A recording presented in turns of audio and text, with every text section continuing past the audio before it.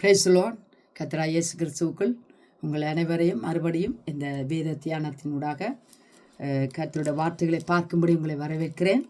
கர்த்தர் தாமே உங்களை நிறைவாய் ஆசீர்வதித்து வேதத்தின் ரகசியங்களையும் வேதத்தின் நன்மைகளையும் உங்களுக்கு கற்றுக் கொடுப்பாராக.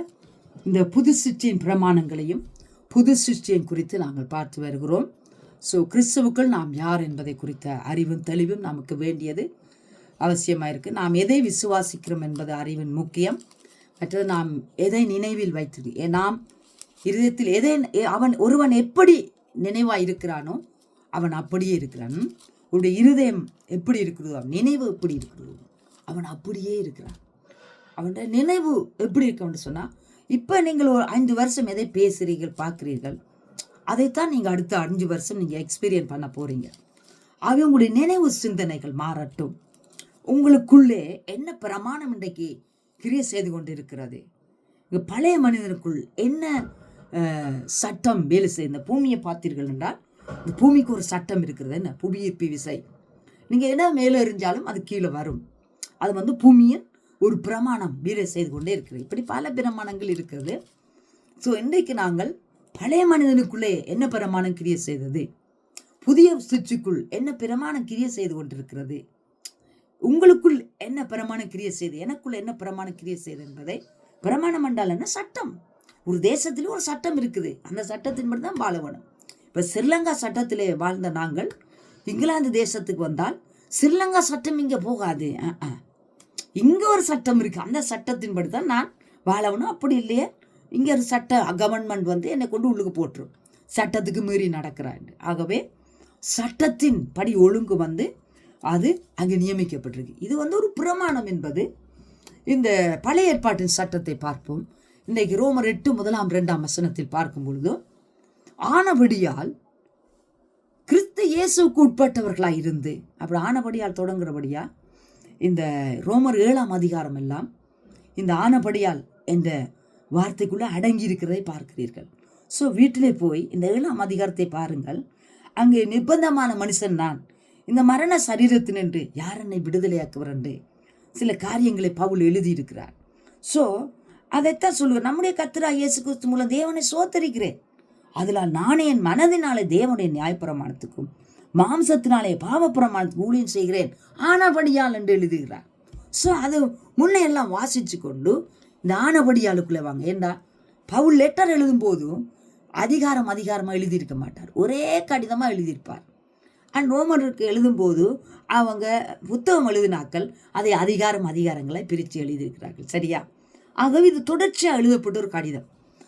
ஆனபடியால் கிறிஸ்து இயேசுக்குள்ளே இருந்து மாம்சத்தின்படி நடவாமல் ஆவியின்படி நடக்கிறவளுக்கு ஆக்கினை தீர்ப்பு இல்லை. அப்போ என்ன பவுல் அங்கே ரோமர் சபைக்கு எழுதுகிறார் என்றால், இப்படியெல்லாம் இருந்தாலும் நீ விரும்புகிற நன்மையை செய்யாமல் நீ விரும்பாத பாவத்தை செய்து வருகிறாய். இப்படியெல்லாம் இருந்தாலும் என்னதான் இருந்தாலும் நீ கிறிஸ்துக்குள்ள வந்துட்டா பாரு, நீ ஆவியின்படி நடக்கும் பொழுது, நீ கிறிஸ்துக்குள்ள வந்தா, பரிசுத்தாவின் உண்மையில இருந்தா நீ ஆவிக்குட்பட்டவனா இருக்கிறா. கிறிஸ்துக்குள்ள நீ ஆவியின்படி நடக்கும். நீ ஆவியிலே ஜெபிக்கிறா, ஆவியிலே துதிக்கிறா, ஆவியிலே வாழுகிறா, பரிசுத்தாவிக்கு உன்னை ஒப்பு கொடுக்கிறா, ஆவிக்குரிய விருப்பங்கள் உனக்குள்ள உண்டாயிருக்கிறது. அப்போ ஆவியின்படி நடக்கிற உனக்கு ஸ்ட்ரகிள்ஸா ஓவர், ஆக்கினை தீர்ப்பில்லை, no death, no sin, no poverty, no darkness, no lack. இப்படியான உலகத்தில் உள்ள மக்கள் படுகிற அவஸ்தையில் வேதனைகள் எல்லாம் உனக்கு இல்லைன்னு சொல்லிட்டார். அந்த ஆக்கினை தீர்ப்பு, அந்த வேதனை உனக்கு இல்லை. ஏன்னா நீ புதிதான ஒரு ஜீவன் உனக்குள்ள இருக்கிறபடியா. அவை கிறிஸ்து இயேசுவினாலே ஜீவ ஆவியின் பிரமாணம். வாங்க, இதுதான் அந்த சட்டம். அப்ப கிறிஸ்து இயேசு உனக்குள்ள வந்ததுனாலே அங்கு உன்னுடைய பிரமாணம் சட்டம் உனக்குள்ளே மாற்றப்பட்டிருக்கிறது. ஏன் உனக்கு ஸ்ட்ரகிள்ஸ் இல்லை? ஏன் அந்த ஸ்ட்ரகிள்ஸ் உனக்குள்ள ரிசல்ட்டா வரல என்றா, அங்கு ஒரு புதிய சட்டம் உனக்குள்ளே வேலை செய்கிறது என்பது உன்னுடைய நாலேஜுக்கு வர வேண்டும், உன்னுடைய அறிவுக்கு வர வேண்டும். கிறிஸ்து இயேசுனாலே அங்கே கிறிஸ்து இயேசு ஒரு டிவைன் சுவர்டாக இருக்கிறார், ஒரு தெய்வீக பட்டயம். இயேசுக்குள்ள ஒருவன் வந்தபோது அவருடைய மாம்சம் அங்கே துண்டாடப்படுகிறது. மாமிசத்தை வெட்டி வெளியேற்றுறாரு. நீ ஆவிக்குரியவனா கிறிஸ்து இயேசுக்குள் அங்கே ஆவியின்படி நடக்கிற உனக்கு டெத் இல்லை, டெத் வந்து உன்னை கண்ட்ரோல் பண்ண முடியாது. Spirit of death has no power over you. Spirit of sin, அதாவது law sin has no power over you because you are under the grace. The force of grace, law of grace is a force in your being, in your muscles, in your bones, in your mind, in your being. It is Christ's life. என்ன நான் சொல்றது, பாவம் செய்கிறவங்க ஏன் பாவம் செய்கிறாங்க? நம்ம ரோமர்ல 3-4 அதிகாரத்தில் நீங்கள் அங்கே 3ஆம் அதிகாரங்களில் வாசிக்கலாம். அங்கே சொல்லுறார், என்னுடைய மாம்சத்திலே ஒரு ஃபோர்ஸ் ஒன்று இருந்தது, அது என்னை இந்த பாவத்துக்கு என்னை அடிமையாக்குது, சிறையாக்குனது. இட் ஃபோர்ஸ் டு டூ சின். எப்போ? இயேசுக்கு முன்னாடி. அதனால என்னால் பாவம் செய்யாமல் இருக்க முடியல, பொய் சொல்லாமல் இருக்க முடியல, களவு செய்யாமல் இருக்க முடியல, எதையும் நான் செய்யக்கூடாதுன்றதெல்லாம் செஞ்சுட்டே இருந்தது. ஏண்டா என் மாம்சத்தில் முள் இல்லை, என் மாம்சத்தில் ஒரு எக்ஸ்ட்ரா ஃபோர்ஸ். நான் எதை கூடாதுன்னு சொன்னோம் அதை செய்கிறேன். அது என்ன ஃபோர்ஸாக இருந்தது என்று சொல்கிறார். தேங்க் காட், கிறிஸ்துக்குள்ள வந்த பொழுது அங்கே புதிய ஒரு ஃபோர்ஸ் வந்துட்டு, என்ன? Grace, the ability of God, force to be do riches things, force to, it has a force, energy, it desire change, it mentality change, and desire to walk in the word of God, and decide to walk righteous, to do whatever right I want to do, because the force, it's working in me. அதான் நான் சொல்றார். என்ன இப்போ என்ன சட்டம் மாறி இருக்கு. முந்தி என்ன சட்டம் இருந்தது? பாவம் என்ற சட்டம், மரணம் என்ற சட்டம், force of sin, force of death எனக்குள்ள ஆப்ரேட் பண்ணதால நான் பாவம் செய்தேன். இந்த பாவத்தின் சம்பளம் மரணம், என்ன? சாவத்துக்குள்ள தள்ளிக்கொண்டே போனது. பட் அவர் சொன்னார், கிறிஸ்து இயேசுவினாலே ஜீவனுடைய ஆவியின் பிரமாணம். Thank God, the life of spirit of law. அங்கே ஒரு லோ வந்துட்டு, புது சட்டம் கிறிஸ்துவுக்குள்ள. எந்த லோ? ஜீவனுடைய ஆவியின் பிரமாணம். நல்லா கேட்டுக்கொள்ளுங்க, இது உங்களை என்னையோட விடுதலை செய்யும். அது ஆவியின் பிரமாணம். பரிசுத்தாவி வந்ததுனாலே, நாம் ஆவியில பிறந்ததாலே, ஆவிக்குரிய ஒரு பிரமாணம் எனக்குள்ள ஒரு விடுதலையை கொண்டு வந்தது. ஆனால் ஆவியானவர் அங்கேயும் விடுதலை. ஏன் சொல்லுகிறோம்? இந்த ஆவியின் பிரமாணம் என்னை பாவம் மரணம் என்னும் சட்டத்திலிருந்து கிளியர் ஆக்கிச்சு. என்ன? அப்போ பாவமும் மரணமும் எனக்குள்ள ரிசல்ட்டை கொண்டு வர முடியல. ஏன்? அவைகள் கேன்சல் ஆக்கப்பட்ட சட்டங்களாக இருந்தது. இப்போ இலங்கை சட்டம் இங்கிலாந்தில் ஓடாது. ஏன்? இங்கே கேன்சல் ஆகியிருக்கு அந்த சட்டம். ஏன்? நான் வேற நாட்டுக்குள்ளே வந்துட்டேன், வேற ராஜ்யத்துக்குள்ளே வந்துட்டேன், வேற சட்டத்துக்குள்ளே, வேற ராஜாவுக்குள்ளே வந்துட்டேன். ஆனபடியா இலங்கை ராஜாவுடைய சட்டங்கள் எனக்குள்ளே இனி வேலை செய்யாதே. அவை பாவ மரணத்தின் சட்டம் இனி இங்கே வேலை செய்யாது. ஏன்? இங்கே புது சட்டம் வந்துட்டு, ஆசீர்வதிக்கப்பட்ட சட்டம், ஜீவ ஆவியின் சட்டம். எந்த வசனத்தை போட்டாலும் ரிசல்ட் கொடுக்கிற சட்டம். அல்லேலூயா சொல்லுங்க. வசனத்தின் சட்டம் வந்துட்டு எனக்குள்ளே ஆசீர்வதிக்கப்பட்டவனா மாறிட்டேன். எல்லா ஆசீர்வாதம் என்மேல் வந்து பலிக்க தொடங்கி. ஏனென்றால் தேவனுடைய ஆசீர்வாதத்துக்குள்ளே நான் கடந்து வந்தேன். அல்லேலூயா. அதெப்படியெனில் மாம்சத்தினாலே பலவீனமாய் இந்த நியாயப்பிரமாணம் செய்யக்கூடாது, தேவனை செய்யும்படிக்கு தம்முடைய குமாரனை பாவ மாம்சத்தின் சாயலாய் பாவத்தை போக்கும் பலியாக அனுப்பி அவருடைய மாம்சத்திலே பாவத்தை கொன்று விட்டார், கொன்றும் தீர்த்து விட்டார். அதான் திருப்பி வாசிங்க. இதான் உங்களை விடுதலை செய்யும். இதான் என்ன விடுதலை செய்தது? இதான் உங்களையும் விடுதலை செய்யும். வாசனம் தான் விடுதலை செய்யும். வார்த்தை சத்தியமாயிருக்கு. சத்தியத்தை அறிய மைண்டை புதுசாக்க ஆஹா இயேசு வந்து ஏதோ செய்திருக்கிறாரு. எஸ் என்று ஒரு நாளைக்கு உங்கள் மைண்டு லைட் அடித்து ஸ்பிரிச்சுவல் ரெவலேஷன் வரும். ஓஹோ, இயேசு செத்தது எனக்காக. ஆஹா, இயேசு முடிச்சிட்டாரு. ஆகவே நான் இயேசுக்குள்ளே பிறந்து இயேசுவாகவே அப்படி சரீரமாயே நான் பிறந்துட்டேன். புது சட்டத்துக்குள்ளே வந்திருக்கேன். ஆஹா, get understanding the word of God. வசனத்தை அப்படியே படிச்சு நீங்கள் பிரசங்கிட்டு போகிறதெல்லாம் என்ன புண்ணியம் உங்களுக்கு? உங்களுக்குள்ள இந்த வார்த்தை இருதயத்தில் வேலை செய்யணுமுங்க. உங்களுக்குள்ள அதை ரிசல்ட்டை கொண்டு வரணுமுங்க. இந்த வார்த்தை உங்களை மாற்றினா தான் மற்றவனை மாற்றும். உன்னைய மாற்றாத வார்த்தை வெற்றி மற்றவனை மாற்றும். இம்பாசிபிள் இல்லையா? இம்பாசிபிள். உன்னை மாற்றா இருதயத்துக்கு இருதயம் வசனம் பேசலாம், இருதயத்துக்குள்ளேருந்து பேசலாம். இங்கிருந்து பேச அறிவு உனக்கும் இருமாப்பம் உண்டாக்கி உன்னை வார்த்தையை கேட்கிறவனுக்கும் மனக்கடினத்தை வீணான சந்தையும் இருமாப்பத்தான் கொண்டு வரும். இம்பார்ட் பண்ணுறதெல்லாம் இருமாப்பத்தான் கொண்டு வரும். அவன் நான் உங்களுக்கு என்ன சொல்லுகிறேன்? இதில் நிறைய இருக்குது படிக்கிறதுக்கு. அதுக்குள்ளே டைம் ஓடிட்டு பாருங்கள். ஸோ இன்றைக்கி நான் உங்களுக்கு சொல்கிறேன், இந்த புதிய பிரமாணம், ஆவியின் பிரமாணம் புது சிருஷ்டிக்குள்ள ஆவியின் பிரமாணம், விசுவாச பிரமாணம், ஆவியின் பிரமாணம், பூரண பிரமாணம், சுயாதீன பிரமாணம், பலவித பிரமாணங்கள் இருக்குங்க. ஸோ இவைகள் எல்லாம் நமக்குள்ள கிரியை செய்யுது. விசுவாச பிரமாணம், ஆவியை அழைத்து உங்களுக்குள்ள அற்புதங்களை செய்கிறவர் எந்த பிரமாணத்தினால் செய்கிறார்? ஆவியின் பிரமாணம் எந்த பிரமாணத்தின் கீழே செய்கிறார்? விசுவாச பிரமாணத்தினால். அப்போ இவைகளெல்லாம் புது சிருஷ்டியில் ஒப்ரேட் பண்ணுற பிரமாணங்கள். அதாவது புதுசு நான் தான். ஸோ எப்படி நீங்கள் பிறந்தீங்கன்றதை காட்டுனேன். 1:18 நீங்கள் பிறப்பு சத்திய வசனத்தால் ஜனிப்பிக்கப்பட்டீர்கள். நீங்கள் இன்னொரு பிறப்பு இருக்குது பாருங்கள், பேதுருவில் நீங்கள் எப்படி பிறந்தீர்கள் என்று அதை மட்டும் காட்டிட்டு போயிடுறேன். ஏண்டா நீங்கள் பாருங்கள் 1 பேதுரு 23 பாருங்கள், அழிவுள்ள வித்தினாலே அல்ல, என்றென்றைக்கும் நிற்கிறதும் ஜீவனுள்ளதுமான தேவ வசனமாகிய அழிவில்லாத வித்தினாலே மறுபடியும் ஜெனிப்பிக்கப்பட்டு இருக்கிறீர்களே. அல்லேலூயா. அழிவுள்ள வித்தினாலே அல்ல. No perishable seed. அழிவுள்ள வித்து எது? மாம்ச சித்தம், புருஷ சித்தம், இரத்தத்தினால பிறக்கிறது தான் அழிவுள்ள வித்து. அப்பா அம்மாவோட இணைவதால பிறக்கிற பிள்ளைகள் தான் அழிவுள்ள வித்து. அதெல்லாம் ஒரு ஏஜ் வந்து சத்துரும். அதான் சொல்றாரு. ஆனா நாங்க எப்படி பிறந்தோமா? புது சிருஷ்டி. கிறிஸ்துவுக்குள்ள ஒருவன் எப்படி பிறக்கிறான்? என்றென்றைக்கும் நிற்கிற வித்து, forever eternal வித்து. நானும் சொல்றேங்க, எழுதி ஒரு வார்த்தை நீங்க எதை நீங்க யோசிச்சீங்க? என்றென்றைக்கும் உள்ள வித்துன்னா என்ன? நீங்க மறுபடி பிறந்த விட்டு என்றென்றைக்கும் செத்த பிறவா பிறக்கிறீங்க இருக்குது இல்ல, பட்டு இருக்கிறீர்களே. பாஸ்ட் டென்ஸை வாசிங்க, டென்ஸை அண்டர்லைன் பண்ணுங்க. என்னென்னைக்கு நிற்கிறதும் ஜீவன் உள்ளதுமான அழிவில் தேவ வசனமாய் அழிவில்லாத வித்து. ஒரேடி அண்டர்லைன் பண்ணி பாருங்க. லைஃப் ஜீவன் உள்ளதுமான தேவ வசனமாகிய அழிவில்லாத வித்தினாலே பாட்டே போட்டுடலாமுங்க. வித்தினாலே மறுபடியும் ஜெனிப்பிக்கப்பட்டு இருக்கிறீர்களே. ஐயா ஐயா ஐயா, மறுபடியும் ஜெனிப்பிக்கப்படுவீங்கண்டா இருக்கிற.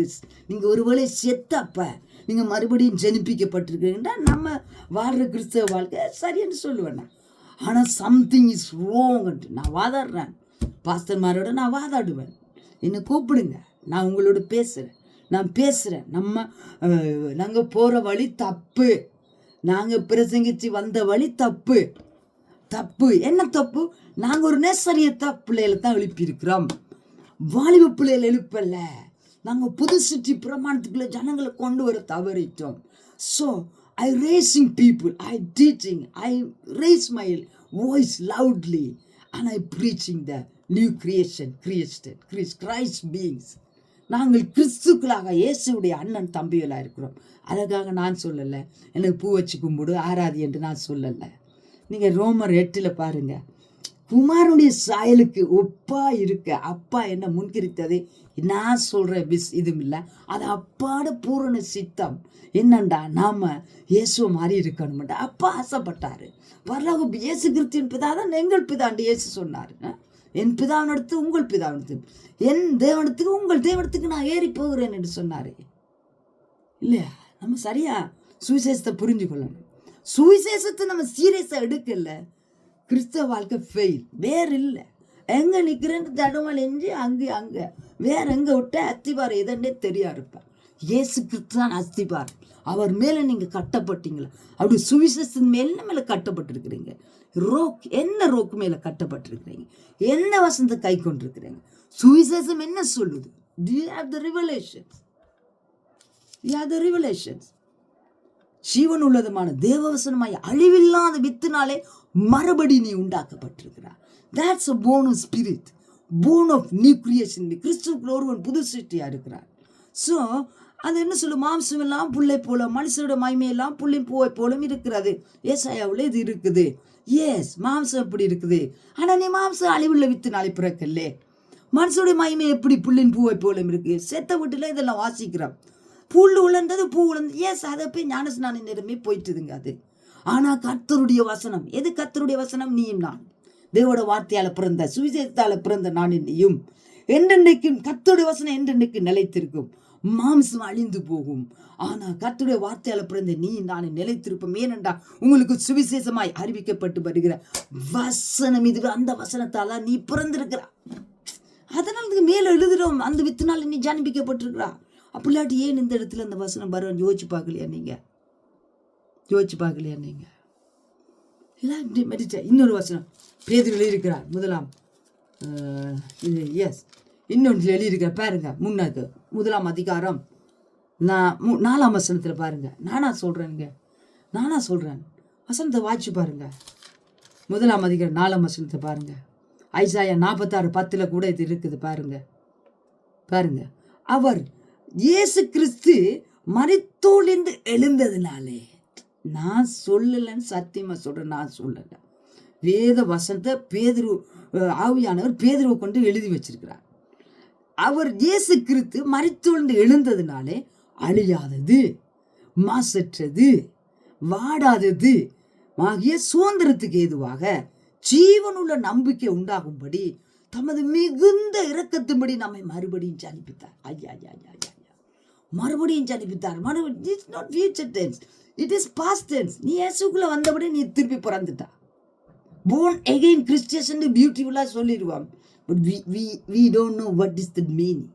we don't know what அந்த born againக்குள்ளே நடக்கிறதுண்டு. born againண்டா என்ன? உனக்கு என்ன உண்டாயிருக்கு? என்ன நீ முதல் எப்படி இல்லாமல் இருந்தால் இப்போ எப்படி இருக்கிறா? முந்தி எது ஆப்ரேட் பண்ணுது, இப்போ எது ஆப்ரேட் பண்ணுது? முந்தி எப்படி பீயிங்காக இருந்தால் இப்போ எவ்வளோ சக்ஸஸ்ஃபுல்லாக இருக்கிறா? இது ஃபெயிலியராக இருந்தால் இப்போ சக்ஸஸ், முதல் கேஸாக இருந்தால் இப்போ நீ பிளஸ்டாக இருக்கிறா. முதல் வந்துட்டு நீ நேச்சுரலாக இருந்தால் நீ சூப்பர் நேச்சுரலாக இருக்கிற. ஸ்பிரிட்னாலே சூப்பர் நேச்சுரல் தாங்க, connected with God almighty and Jesus Christ.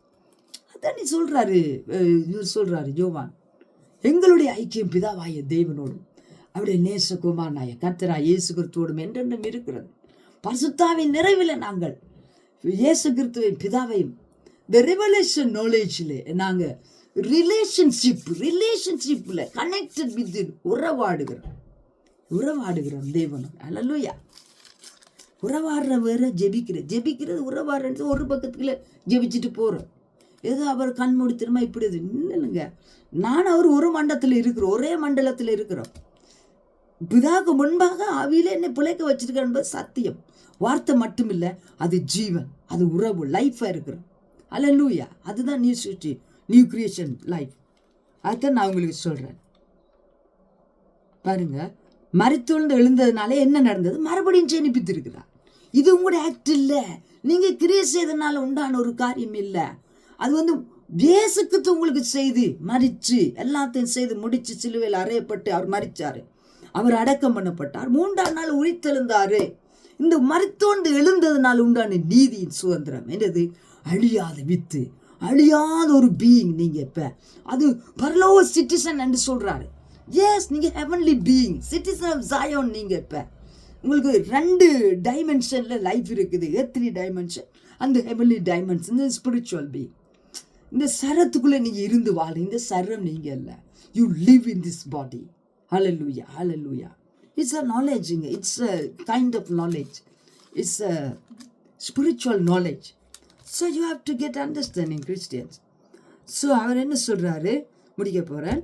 So மாசற்று, it's purity, வாடாதது, unchangeable, no fade, no age, ageless, அழியாது, imperishable.